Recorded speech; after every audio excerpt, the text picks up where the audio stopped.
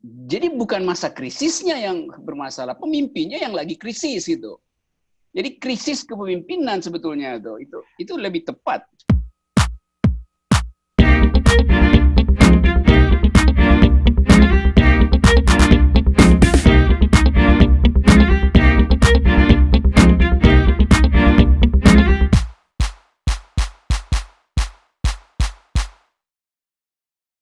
Ada orang yang masuk istana, bertamu ke istana, negatif COVID. Karena itu diterima di istana. Begitu dia keluar dari istana, dia positif stupid gitu.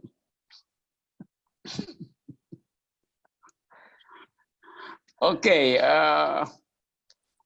ini tema yang sebetulnya kita bicarakan 2019 itu. Supaya jadi filter bagi Pilpres tentang syarat-syarat kepemimpinan, tentang efektivitas memimpin.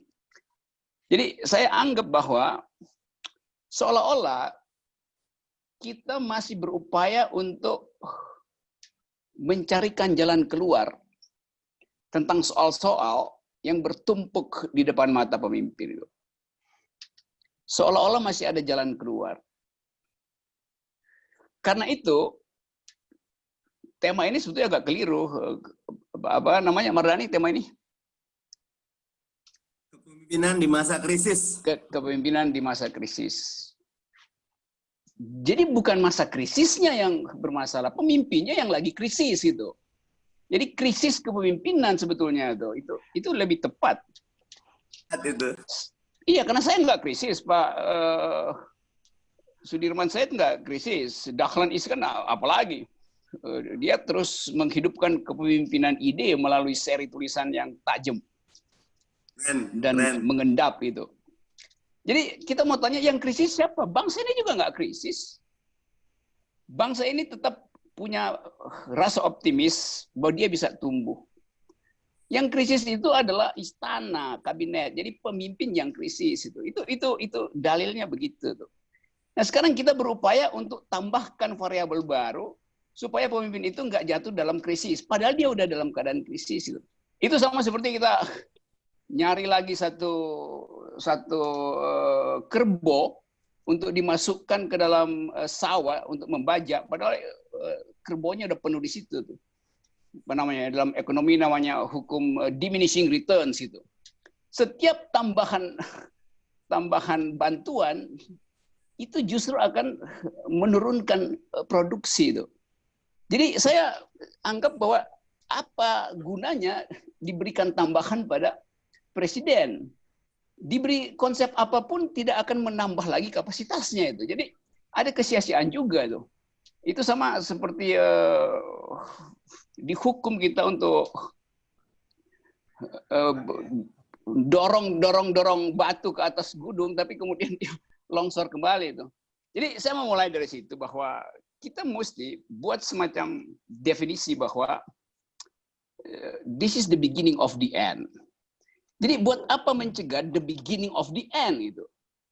Memang sunatullahnya begitu, bahwa semua variabel sudah diusulkan. Coba bayangkan misalnya, dari 7 bulan lalu, variabel ilmu pengetahuan diajukan ke kabinet. Nggak muncul. Variabel moral ditambahkan pada variabel ilmu pengetahuan. Sugesti sejarah diberitahu pada presiden itu. Supaya beliau punya kemampuan untuk bird's eye view, lihat dari atas, blocking dari problem ini. Tapi dia nggak mampu. Kan ketidakmampuan itu dideteksi oleh pers, sehingga pers dunia akhirnya membocorkan keanehan-keanehan kepemimpinan presiden yang kemudian mengalami kristalisasi di dalam bukunya Ben Bland, Man of Contradiction. Jadi kalau kita lihat judul itu, buat apa nambahin ilmu baru pada beliau dengan anggapan dia akan keluar dari postulat Man of Contradiction? Nggak bisa. Ada KAMI dibentuk justru karena bukan kejengkelan pada analisis yang tepat bahwa secara moral bangsa ini dibuat immoral oleh kebijakan-kebijakan istana. Karena itu KAMI kemudian dibentuk sebagai pertahanan moral, bukan lagi memberi moral pada presiden, tapi dia sendiri jadi pertahanan moral gitu. Karena menganggap bahwa menambahkan moral pada presiden itu diminishing return juga, nggak ada efeknya apa-apa. Nah, seluruh sebut aja incapacity dari Pak Presiden diperlihatkan hari ini melalui ucapan juru bicara bahwa Presiden menginginkan